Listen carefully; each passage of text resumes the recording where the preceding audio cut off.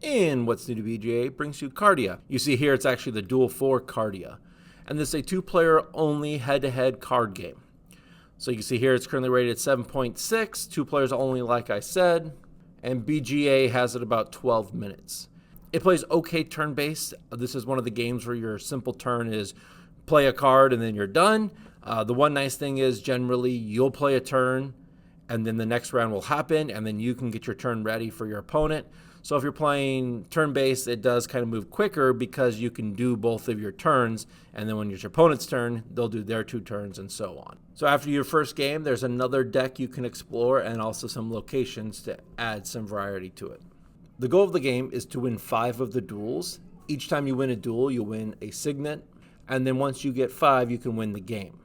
Each card looks like so. There's the influence power up here in the top left. That's how strong of a card it is. And then every card has an ability. There are also 4 different colors, which some cards affect. In a round, there are 3 phases. First, you're going to play a card. Each player will play a card face down. Once I have my card selected, I hit validate. The first thing you do is you look at which card has the higher influence. So in this case, the 9 is higher than the 5. So the 9 card here with the higher influence gets the little ring token here. And that is the 1 out of 5 I need, and it signifies it right here. Now my opponent, since they had a smaller influence, you activate the ability. Abilities come in 2 forms. There are lightning bolts, which happen obviously immediately, and there's an infinity assign, which are the ongoing abilities.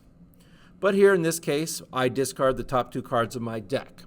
Now why that's important is you see over here, it'll show you how many cards are left in your deck, and you do lose the game if you cannot play any more cards. So your deck has to run out, and then you have to run out of the 5 cards in your hand, and then you will lose the game.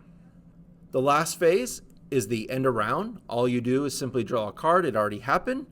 Like I said, then we check to make sure one player doesn't have 5 of the little ring tokens, and then we continue on. So there are 3 ways the game ends. Like I said, if one player gets 5 of these little signets, the little ring tokens, you win that way.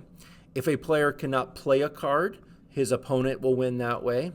And then finally, there's one character in here, the Digen. I believe it's power 16. If they activate their ability, they say they win. Now, the way you get her ability to activate is you have to play cards like this. The Surgeon will make the next card 5 lower that you played. So then if your opponent has no way around it, you can win the game that way. Later in the game, if this number here, the 9, becomes lower, let's say I put a -5 on it somehow, and it becomes a 4 influence, you do not activate the ability. You only activate the ability in the second phase. Once you've activated the lower ability, so this card here, neither of these abilities will be activated ever again. But if things get modified and the influence for like this one gets higher than the 9, you can steal this little ring token onto your card. So here, this is the Digen I was talking about. You see she's strength 16, and if you were to activate her ability, you would win the game. Now, my card, his ability, since I lost, we activated his ability. His ability says this encounter is a tie. Now, this is ongoing, so this will always be a tie, no matter how you adjust the strength. This one will always be a tie. Ties, as you can see, there is no ring token that gets put on either of the characters, so it's a push. So if we were both to play like a 3 here, we both played the Surgeon at the same time, then it would be a push and nothing would happen. Like here, we both played 14s, therefore it was a tie, nothing happens, no ability goes off either. So there my opponent played the Judge. You see the Judge says you win all tie encounters, including upcoming ones. So you see here, both of these were tied because of my ability here, so my opponent quickly got 2 rings. And then there are several cards that modify. So my Inventor here, he would have added a +3 to any card and a -3 to any card. And again, that can change who wins. Like I said, you'll never activate abilities though. Just the ring tokens may pass back and forth. I'm going to give this one an 8. It's quite a lot of fun. The more and more I play, the more I like it. I've actually yet to dive into the second deck and some of the locations, but what I've read through the rules definitely seems like it would add quite a bit more replayability.